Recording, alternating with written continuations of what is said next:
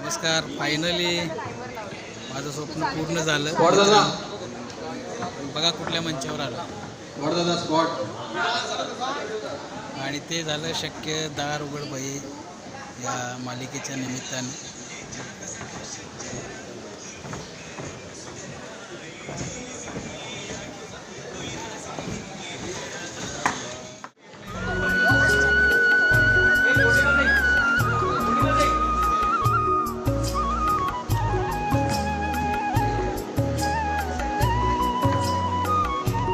Finally आज तो दिवस आला.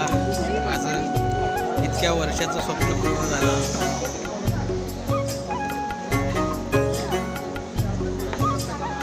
या स्वर्गात पोचलो. माझं पाय इकडे लागलेलं आहे. खूप आनंद होतो खरंच. आणि माझ्या टीमसोबत मी इकडं आलो.